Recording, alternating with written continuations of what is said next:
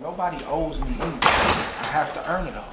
So when you understand that, you're able to get up when you get hit in the mouth early and keep fighting.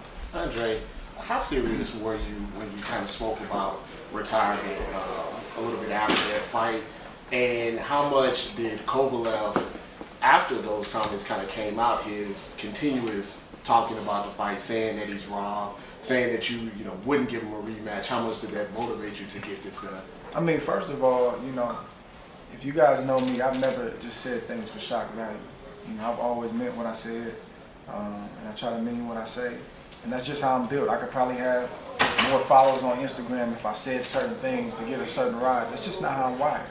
So I meant what I said, but as I've also said is, once I sat with my family, sat with my team, and we all discussed it, we collectively decided we got a lot left in the tank. And I don't have anything to prove. This fight right here is for the fans. This fight is for my fans. And this fight is not to prove anybody wrong, because you're not going to win that battle. This fight is to prove everybody right that's been rocking with me, that's been believing in me, that's been fighting for me on social media and trying to get people.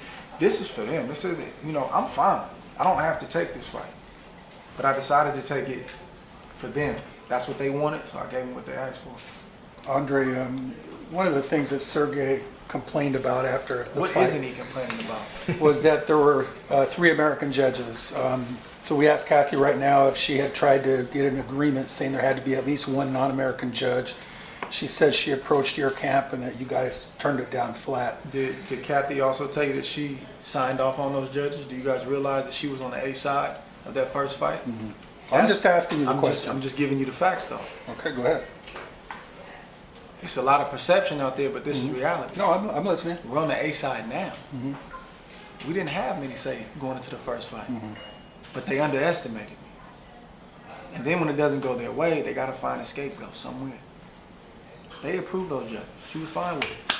Signed off on it. So Gotcha. why is it an issue now? Yeah. Andre, what do you think about him saying he gassed after the 5th round and he overtrained? I mean, God bless him, man. I hope he does a better job this time. Andre, it seems like I listened to you guys speak for the last 2 days. This is bigger than boxing. It's personal. I've heard Jay Prince speak so eloquently, your trainer speak so eloquently. How personal is this fight for you? It's not personal for us. If you listen to Jay speak, he's done that since before I turned pro. He just believes in his fighter. He's believed in me long before you guys knew anything about me. When I was an amateur and he was just hearing about me. So that's just Jay being Jay. Jay believes in what, and he's just not gonna let the other side, put anything out without dealing with it and checking it. So that's that. But it's never personal with me. This fight isn't any more important than it was the first time. I've never seen you so visceral though. I've watched you for a long time. I think I'm pretty consistent. Like really? it's the same. Like I'm not gonna be the guy. I'm not gonna start anything. Sure. But I'm gonna stand firm and stand my ground. That's just how I'm built. Like I don't fear these guys like that. Like Jay said the other day, man, I'm a man of God, and like I don't get caught up in the reputation and the sinister look and all the things that are written, bro. You have to earn that. You have to really earn that. You have to show me that you are who you say you are. And I hope that sends a message to young fighters across the world and athletes. Don't put it on, man. Let it be in you. And that's what I try to stand by. So I'm going to stand my ground. You're not going to push up on me and my team. And, we're going to address things as we see fit. But I think we've been pretty consistent throughout the course of my career on how we've dealt with these things. This isn't our first rodeo. Like, we've dealt with many, many championship fights. We've dealt with being marginalized and minimized for years. We've dealt with all that stuff. But it's how you respond to it. And I don't always respond the right way, but the goal is to respond the right way. Obviously, there's a benefit to being the A side financially in this fight. What's something that you're happy you have control of in this promotion that you didn't like in the first promotion that you can speak to? I mean, with all due respect, my team did a tremendous job, and we were the A side financially the first time. We just weren't the A side on paper. But I think as a whole, being on the A side, it allows Rock Nation Sports to do what they do. Michael Yormark is working around the clock, and you're the head of Rock Nation sports division. What is it? Rock Nation. He's the head of Rock Nation. So that basically means that boxing is a small piece of what they do. But he's giving this fight, just like he did every fight that I've had under their banner, his full attention. It allows them to do what they do. I couldn't tell you the amount of times Rock Nation tried to do something to better the event, tried to implement something, and Kathy Duva killed it. Just out of just wanting to be in control, but it's like, okay, what is the alternative? Well, I don't know. And I think that hurt the event. It was a good event, but I thought it could have been a great event the first time around. So now she has to take a back seat, which is why you see a lot of kicking and screaming, because things aren't in their control, and it allows Rock Nation to do what they do. You always have managed to navigate any fight that you are into calmly, act out in the media. Your young protege, I got a chance to speak to him the other day, Shakur. What advice have you given him about navigating through these kind of treacherous waters as he makes his pro debut? I mean, I'm jealous, man. Shakur has a dream team right now.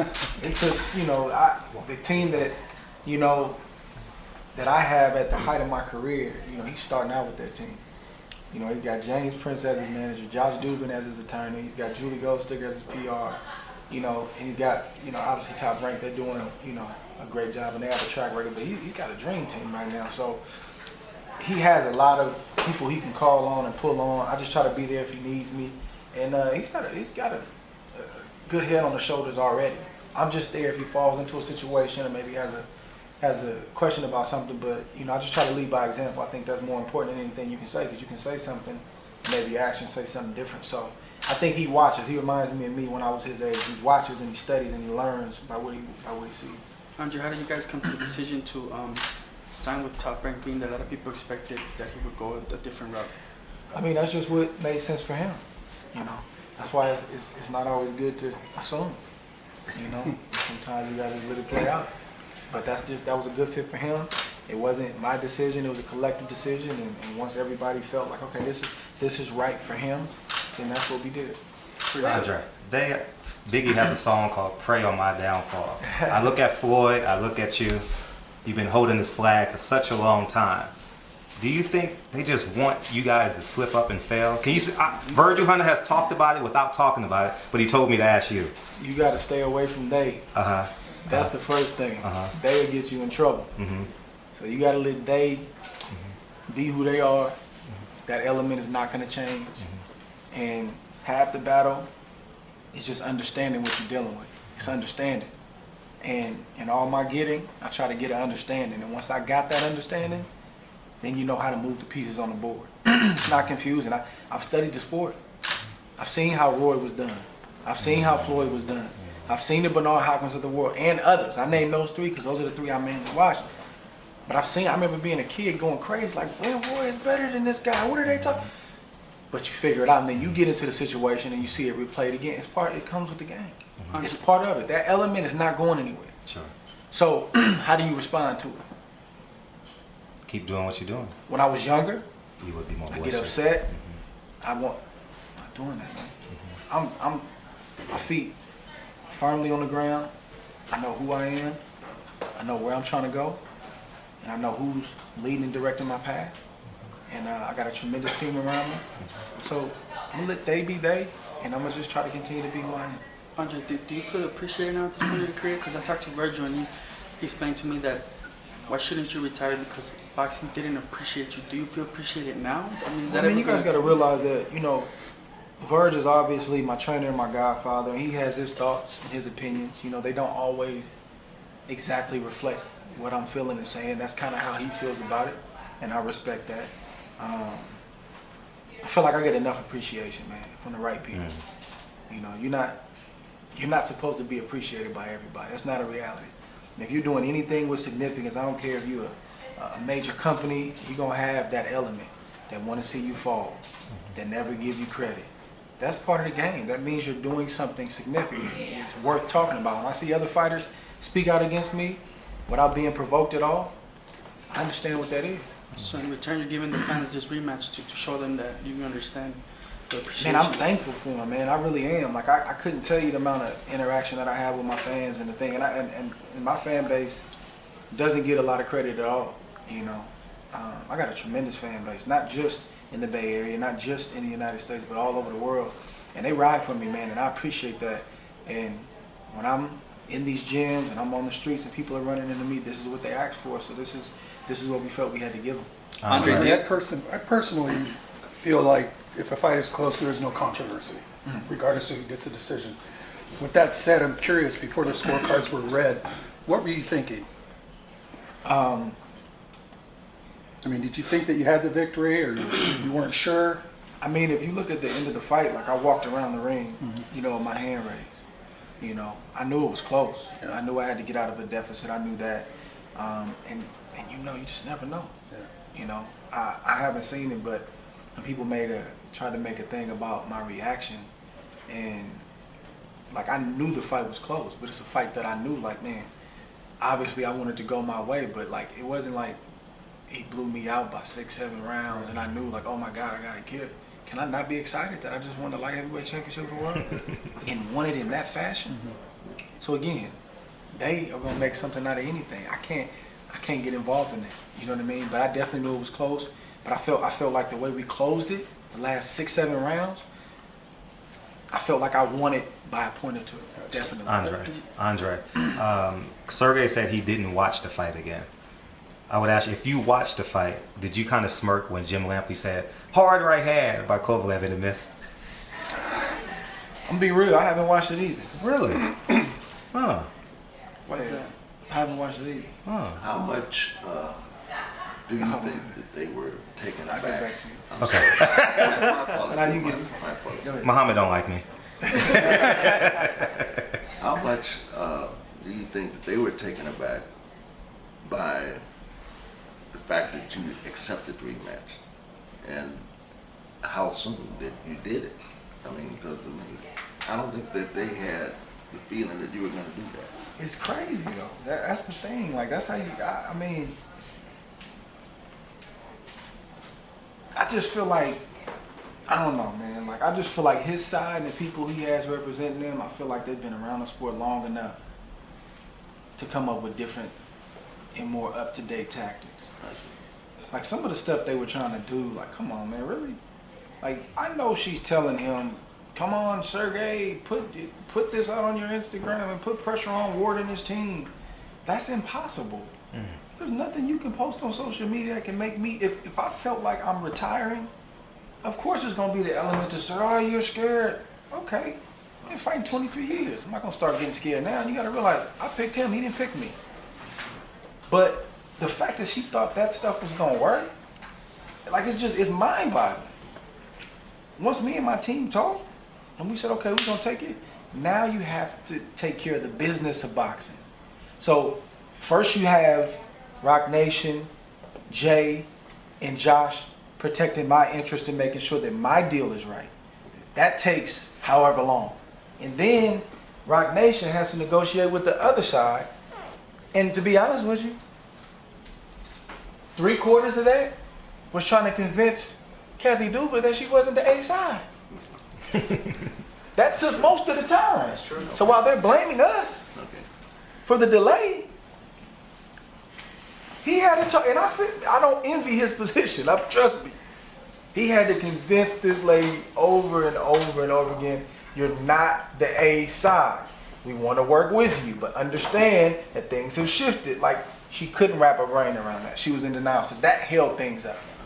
And then just to educate the fans a little bit, it's not just about what am I getting guaranteed. When you're talking about a major pay-per-view, that's a very small portion of it.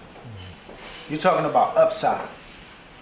At what point do you get upside? For myself, my team. You're talking about sponsorships for the events, the logos that you see on the mat, those different kind of things. Personal sponsorships for myself and my team. And then what are my obligations for those sponsorships? You're talking about television rights, foreign television rights. You're talking about merchandise, keychains, t-shirts, hats, pins, whatever it is. You got to negotiate a site fee. It's a lot. Every But- detail, right? Every detail. Yeah, and that took time, by the way. I mean, the site fee also, the site with Mandalay, I mean, that took weeks to get it right. And by the way, now, on a side note, as Andre talked about great partners, Noah Lee is the founder of Monster, who is a a significant partner of this fight. He fought. He was a sponsor of the last fight. He's also got a relationship with Andre. But these are the things that are really important to us from a business perspective. Very important. Having partners like this. Yeah, definitely. I mean, Monster, huge sponsor the first time around, and I normally don't meet with anybody the week of the fight. I'm locked in, but I met with Noel and we talked, up in his suite. I think it was my suite, his suite. I don't remember, but we got a deal done the week of the fight. And that's though you got to do things like that. Yeah. When I was younger, I wanted to lock myself in a room and not talk to anybody. You got to evolve. Son, do you want to stay here? Or do you want to elevate? And I've learned to stretch myself and try to, compartmentalize certain things and say, okay, man, I'm focused on the fight, but I gotta go talk to Noah. I gotta make sure we're on the same page. Meet him. He wants to meet me because I don't just do deals with anybody. I want to meet him and talk to him, and he wants to meet me. So those are the types of things that, just to educate people that don't know, and it's understandable that they don't know because they're not involved. But like those are the things that have to get done. I couldn't tell you my time that I was told it's done. We're gonna sign now. And then I get an email saying it's not done. We got to figure this out. Like stuff that I'm glad I don't have my hands on. Stuff that he has to deal with. Stuff that Josh, who's not here today, had to deal with. Stuff that he has to deal with. Man, I'm happy I don't have to deal with that stuff. But it puts me in a holding pattern. And I got to wait. And then finally get the release once the ink dries to go ahead and do it. So that's just a little educational piece. It's not as easy as just the verbal piece and the commitment was there. It's just working out the deals. Feel free to answer the question about not watching the fight and Jim Lampley's right hand. With Phantom right hand. Yeah, Phantom right hand. I apologize. Phantom punch. I mean, listen. We're gonna watch the fight. Because I have to do better. I'm not resting on my laurels. Like I have to do better. Like I'm not happy about the start that I had at all, and. I'm just not. So I got to do better, and I'm going to sit down and study that fight forwards and backwards. I'm going to be honest with you. Like over the last, and nobody knows this, probably over the last fight I probably watched it myself, probably Chad Dawson. That was a big one for you, though. That's the last fight that I sat down and watched it myself. I can't tell you why. I just don't.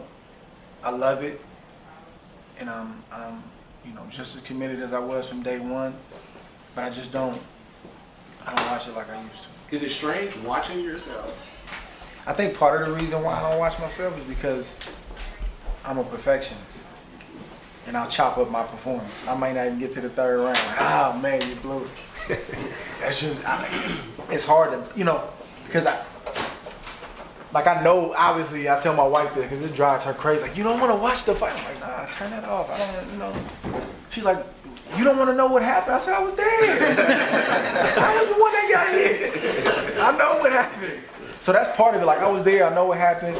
But, Virgin been getting on me lately. Like, look, man, we need to sit down and watch this. So we got, 10 weeks to sit down and watch it. I got to do better. And I want to do better. I'm telling you, they're making it seem like, we're having these victory parades and we're not focused. Like, I'm not going to fall for the Jedi mind trick. He's going to come ready. But I'm going to be ready. And I think my best is better than his best. Andre, you had your run of dominance with some pretty, there was a lot of one-sided decisions along the way. Can you sense that the appreciation for who you are and what kind of fighter you are out of this close fight, the closest fight of your career, how that has, there's been like a groundswell of movement and support for you? I think it's cool, yeah. I think people... You need those kind of fights, don't you? I think sometimes it's hard for people to relate to you. When it seems that you dominating everything and it's easy. Like, people seeing me on the canvas like that, and really had never seen me like that. Like, it was like, obviously I didn't like it, but like, it kind of drew a lot of people close so they could relate to it. I couldn't tell you the amount of people that have nothing to do with boxing that I either ran into, called me, emailed me, and said, dude, I gained so much inspiration from that. I'm like, why? Because you got knocked down and you didn't quit. You persevered. So I think it spoke to a lot of people, and unfortunately it humanized me a little bit. Yeah, now, and this fight, you would think now that fight has happened and there was a lot of drama to it, and things have been tense between you two guys, do you expect this fight to be a better representation in regards to pay-per-view sales of what kind of fighter you are? Yeah, I mean, I think as you guys can see with anybody who's putting on pay-per-views right now, it's a tough climate. It's a tough climate. That's number one. Number two, I think we could have did better the first time around if we'd had the opportunity to do better. There were some very, very big things that my team wanted to implement and do, and they literally just got shut down for no good reason. And I think, what Michael was trying to explain was this is going to benefit all of us at the end of the day. And just pride, arrogance, whatever you want to call it, they didn't let it go through. But I think because there's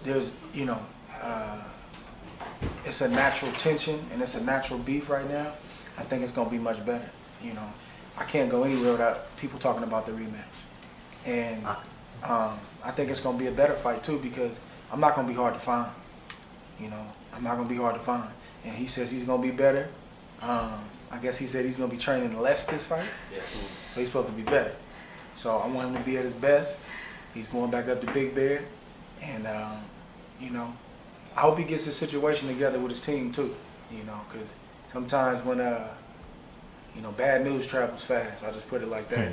And boxing is a small business. And when things are going on, phones start ringing. Andre, has it ever come across that this is a much bigger than just a fight because you're fighting in Russia with all of the conflict that's going on? Is this like U.S., you're fighting for the country? I mean, personally, I'm very aware of having my country on my back, especially in this climate. And that means something to me. But I also feel like beyond the political piece of it, I feel like I'm fighting for my generation right now. And I feel like my first fight was for my generation. It's for those that feel like they don't get their just due. It's for the young fighter who is trying to push through, but he's dealing with the politics of the game. He's dealing with the double standards of the game. And he's trying to figure out how to deal with it. So even right now, Sergey may be trying to sell this stuff to certain people, but the real ones, they're not buying it. And that's who I'm fighting for. I don't have a problem with somebody feeling like, oh, you lost by a point or two.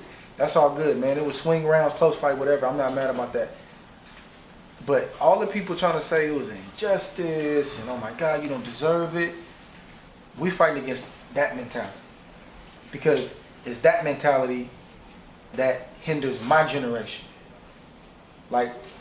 I'm managing a young fighter, co-managing a young fighter right now, and people are already asking him about his punching power or lack of punching power. I'm fighting for those guys. But then you look on this side right here and it's like, well, why aren't you asking him that question? This is my mission. This is my lane. I didn't understand it early on. In many cases, I didn't like it. I didn't want to be in this lane, but I'm comfortable in this lane. Not in my own strength, but by the grace of God, I'm able to sit in this lane and almost be protected and insulated from all the noise because I've been here for so long. So I'm fighting for my generation right now. I'm fighting for my generation who's fighting against the narrative and the status quo that, hey man, if you're going to be successful, and if you're going to be a successful African-American fighter, entertain us, man. Act like that. Well, I think when you win, I think it's going to say something about America. But see, and I appreciate that. But that's what I'm bringing in the ring. Yeah. These types of things, I love it. The build up, the height, the back and forth, it's all good. It's part of it. But I don't get caught up in that. My lane is being understated. Maybe being marginalized. Maybe being minimized. That's fuel for us. And what they think is helping him, giving him a pass, is hurting him. I don't care what you say, bro. You didn't find what you were supposed to find in that fight. You knocked me down in the second round. Why didn't you finish me? Now, what they think is hurting me has actually been helping me. I knew going in, I gotta figure it out. And by the grace of God, I was able to get up, man. Didn't stumble, didn't move backwards, didn't get wobbled, nothing else the rest of the fight. and he called me with a good shot. He smiled and got up. They're not talking about that. But because they're not talking about that, he's convincing himself that it's this person's fault. The lights were too bright. The canvas was too soft. Wore his gloves. They should have gave him a different color gloves. Why they let him wear that color? All these different things. It's like a spoiled kid. You give them too much and you take it away. What you think you're gonna do? That's what you're seeing right now. So bro, you can post until your fingers fall off on social media. Let's take the last question, guys. Jeremy, We gotta start. You can post until your fingers get red.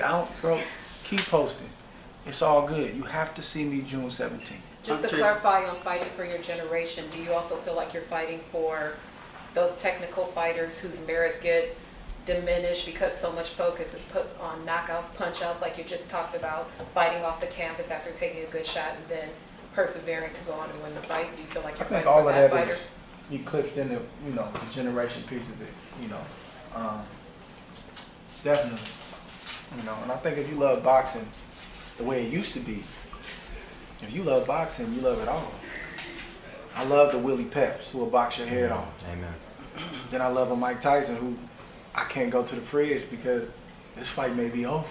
And I'm gonna lose my $39 or $49.99 because he knocked somebody else out. If you love boxing, you love it all. So I just did a mock pound for pound list, and everybody I put in the top 5, and it's a hard thing to do because guys, you could interchange people here. It's hard to do, but I'm gravitated toward the overlooked, man. I'm gravitated towards those who should be there, but they may not be the popular pick. You ever heard of a guy named John Henry Lewis? What era? Light heavyweight champ. And the Joe Louis era. Andre, real quick, Okay, just guys, we gotta get started. I'm so Thank you, sorry. guys. So, thank you so much.